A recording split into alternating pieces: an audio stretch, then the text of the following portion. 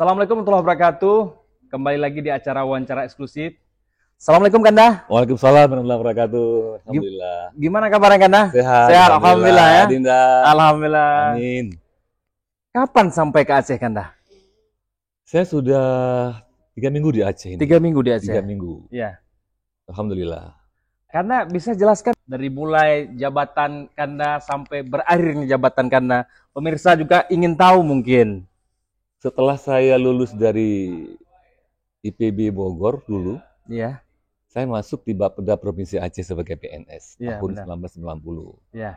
Kemudian saya ikut lagi pendidikan pasca sarjana di IPB lagi. Ya. Kemudian saya dapat jabatan kepala seksi di situ. Benar sekali. Nah, sampai 2 tahun saya diangkat jadi kepala Bapeda Aceh Singkil tahun 1999. Ya. Selama 7 tahun saya di sana. Benar. Kemudian saya dipercayakan jadi Kepala Dinas Kelautan dan Perikanan Provinsi Aceh. Aceh. Pasca tsunami 2006 Ya. sampai dengan 2012. 12, benar. Kemudian di situ saya melanjutkan PJ Bupati Singkil. pernah menjadi PJ Bupati Singkil Ya, betul sekali. tahun 2012. Kemudian lanjut ke Jakarta Ya. di Kementerian Pembangunan Daerah Tertinggal, Nah, PDT kan ya? PDT. Ya. Kemudian 2015 Ah, mulai saya bertugas di Kementerian Desa, PDT dan Transmigrasi betul. sampai dengan tahun 2022 ini. Ya. Disitulah saya berakhir. Ya. Selama saya di Kementerian Desa, PDT dan Transmigrasi, saya pernah dipercayakan dalam jabatan salah satu direktur. Kemudian saya pernah menduduki jabatan Sekretaris Direktorat Jenderal, dan yang terakhir adalah Sekretaris Badan Pengembangan dan Informasi Desa, PDT dan Transmigrasi. Disitulah akhir tugas saya sebagai pegawai negeri sipil yang bertugas di Kementerian Desa. Desa, iya kan. Pada tahun 2012 Kanda jadi PJ Bupati Singkil. Kenapa Kanda ditunjuk sebagai PJ Bupati Singkil sedangkan yang lain banyak? Apa alasannya menurut Kanda? Mungkin yang tepat menjawab ini yang mengangkat saya ya. Iya. Saya kira karena saya mantan Kepala Bapeda Singkil. Oh, seperti itu. 7 tahun di sana. Iya. Mungkin oleh pimpinan Ya. menilai bahwa saya sudah menguasai medan sana, Benar. dekat dengan masyarakatnya, sudah dikenal di lingkungan masyarakat Aceh Singkil, Ya. sehingga pimpinan mengangkat saya menjadi PJ Aceh Singkil. Benar Waktu itu sekali. saya mengawal tugas pilkada Ya. di samping tugas-tugas pemerintahan lainnya. Ya. Dan di tahun 2013 Kanda menjabat SDEP, Asisten Deputi Kementerian Pembangunan Daerah Tertinggal atau PDT. Ya, Itu kenapa optionnya ke Kanda? waktu itu Ya. ada kesempatan di sana. Ya. Di Kementerian Desa, saya Ya. melamar ke sana, Benar. dan diterima di sana, Ya. dan alhamdulillah langsung mendapat kesempatan menjadi asisten deputi. Itu sampai dengan tahun 17 ya? 2015. 15 ya? Lalu tahun 2015 sudah masuk ke Kementerian Desa. Desa, benar-benar. Desa sering diversuskan dengan kota. Apa sih membedakan desa dan kota dalam pandangan Kanda selama ini? Iya, kalau kita bicara desa, itu gambarannya adalah suatu daerah yang marginal, Betul. yang tertinggal, Betul. tidak punya akses, Betul tidak sekali. sehebat orang kota lah. Ya, Ya. tepat sekali. Infrastruktur kurang dan sebagainya. Benar. Nah, padahal desa itu mempunyai sumber daya alam yang luar biasa ya. Ya. Bayangkan saja, Adinda, desa itu luasnya 91% dari luas negeri ini. Benar sekali. Sisanya sedikit itu wilayah kota. Betul. Artinya bahwa sumber daya alam yang melimpah itu ada di pedesaan. Di pedesaan Kanda ya. Nah, harusnya desa juga sejahtera.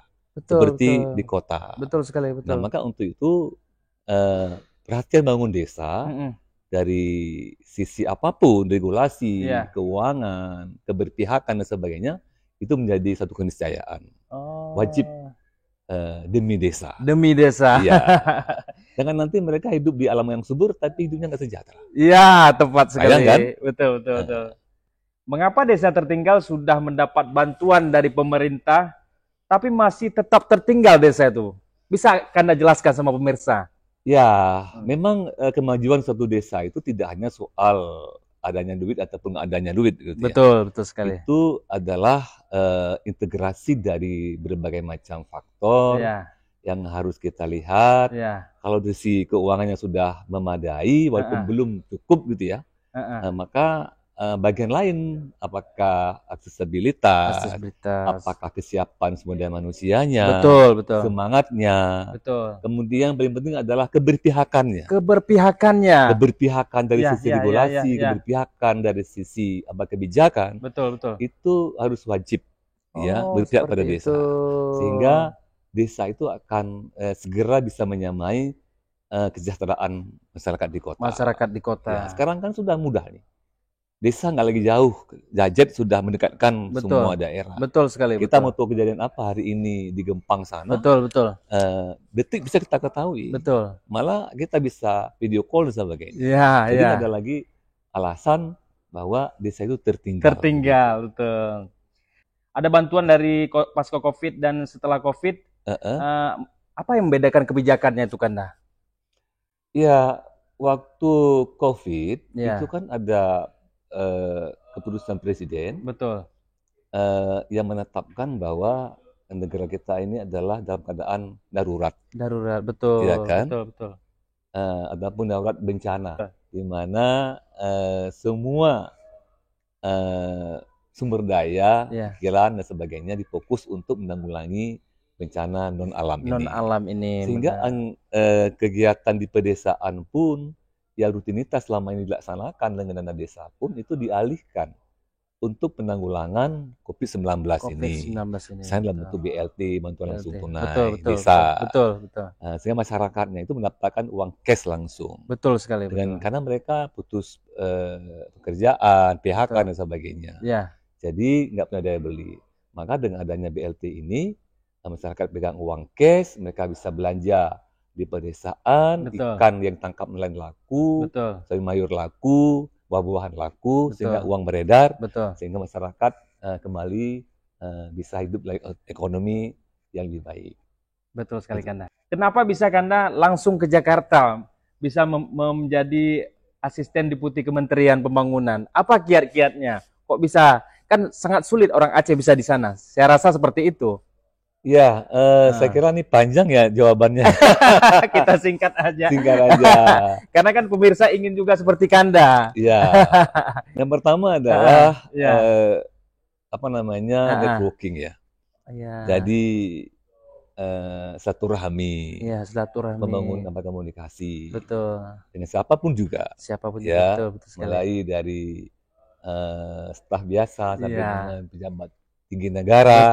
Betul. Ya, kalau kita bisa silaturahmi, karena silaturahmi kan memperpanjang umur, memudahkan rezeki.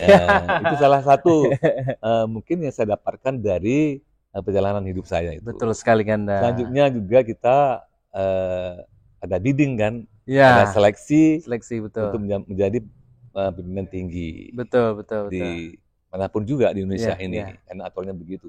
Karena di sana kan penyaringannya sangat ketat, Kanda. Ya, alhamdulillah dengan rizki Allah Allah kasih kesempatan di Jakarta sampai dengan saya berhasil tugas sebagai BNS. Betul. Begitu. Pengalaman Kanda di Jakarta apa aja yang pengalaman yang mengesankan, pengalaman yang waduh ini berat banget ini. Apa sih pengalaman Anda yang begitu berkesan kepada Kanda di Jakarta? Iya, saya berkesan begini. Selama saya di Aceh, saya hanya tahu lingkup tugas se-Aceh. Se-Aceh, benar. Iya kan? Iya. Sampai di Jakarta, karena ada saya tugas di Kementerian Desa, jadi saya tahu bahwa Indonesia itu punya 74.961 desa. Masya Allah. Se-Indonesia ini. Kemudian saya sudah bisa menjelajahi semua pulau di negeri ini. Luar biasa. Sabang sampai Merauke. Karena tugas kan, ya? Karena tugas. Dan itu selama ini belum saya dapatkan di Aceh. Di Aceh, ya? Paling-paling saya ke Semelu di sini. Betul. Sebagainya. Nah, bahwa negeri ini sangat besar. Sangat beragam. Betul. Pulau-pulau, ribuan pulau. Kan, dan terhampar dalam lautan negeri yang begitu indah. Betul. Nah, ini adalah kesan yang luar biasa lah menurut saya. Iya. Ya, sehingga mapping yang ada di pikiran saya itu Pulau Sumatera, Pulau Kalimantan, Sulawesi, Maluku, betul. NTT, Papua agak Papua. begitu. Oh, Kanda sudah ke Papua juga? Sudah ke Papua juga. Insya Allah luar biasa. Ya, berarti dari Jadi, Sabang sampai Merauke ya. Alhamdulillah, ini sudah kita jelajahi dan ini memberikan inspirasi, Ya. memberikan motivasi, Motivasi.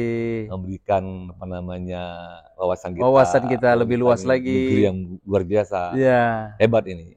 Bagaimana cara kampung kita di Aceh cepat maju dan sejahtera menurut Kanda?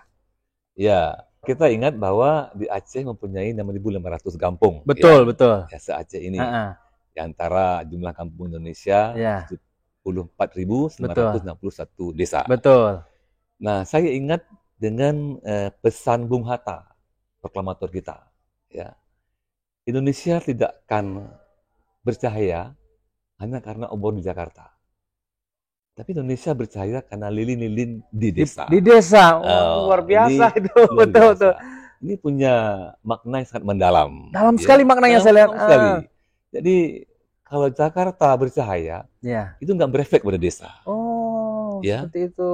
Jakarta maju, nggak efek pada desa. Tapi desa lah yang harus dibangun. Betul sekali, betul. Dengan demikian maka efeknya itu akan sampai ke Jakarta. Ke Jakarta kan, ya? Iya. Berarti kita harus perbaiki desa kita ini. Perbaiki desa. Jadi kemajuan desa, kesejahteraan desa, itu adalah wajah Indonesia. Wajah Indonesia. Bukan Jakarta. Bukan Jakarta. Jakarta adalah sekelompok kecil penduduk Indonesia ini. Betul sekali. Kita harus ingat. 270 juta penduduk Indonesia. Itu hampir separuh lebih itu ada di pedesaan. Di pedesaan, betul sekali. Kalau kita lihat konteks kita di Aceh, ini ada pesan orang tua kita. Betul. Ya. Pangulebut ibadah. Ibadah, betul. Pangule harkat mego. Mego, betul. Nah, ini pesannya punya dua dimensi. Betul. Jadi pertama adalah dimensi akhirawi. Akhirawi, betul. Ya. Pangule but ibadah. Jadi tugas kita adalah beribadah. Beribadah kepada Allah Ta'ala. Iya kan? Kemudian pangule harkat mego. Mego itu bertani. Bertani, jadi, berusaha itu utama adalah bertani. Itu pesan secara literal. Betul. Tapi secara umum sekarang kita terjemahkan bahwa untuk kita, kebutuhan hidup kita, kita harus berusaha. Betul. Baik itu di pertanian, di perkebunan, di perikanan, di kelautan, jadi tukang, jadi ahli medis, kan? Betul. Ahli teknik dan sebagainya. Betul sekali. Jadi dua dimensi ini harus dibangun. Nah, maka untuk itu bangun desa sama dengan bangun sumber daya manusia. Sumber daya manusianya. Dua-dua sisi ini harus beriringan, ya. Apalagi kita kan Aceh daerah sangat Islam. Ya. Jadi masyarakat tingkatkan ilmu dan amalannya. Betul. Berilmu nggak beramal juga tidak pas juga. Betul sekali, betul. Tingkatkan juga soft skillnya. Ya, keterampilan hidup dia. Betul. Sehingga masyarakatnya ini dua-dua sering sejalan. Balance. Dia pahami dan dia laksanakan. Ya. Sehingga kesejahteraan itu wajib diraih. Betul sekali. Karena kalau pesan agama kan kalau sejahtera jauh dengan kekufuran. Betul. Kan? Dan kita bisa berzakat, kita bisa bersedekah, kita bisa bantu orang lain. Betul sekali. Nah, jadi bangun desa, bangun SDM. SDM-nya. Yang kedua adalah kita harus lihat bahwa desa Aceh ini sangat luar biasa potensinya. Betul. Ada desa di pulau, ada di pantai, ada desa bidang pertanian, perkebunan, ada hutan dan sebagainya. Ya, ini keberagaman ini menunjukkan bahwa ini adalah potensi kesejahteraan. Betul sekali, betul. Tapi potensi aja.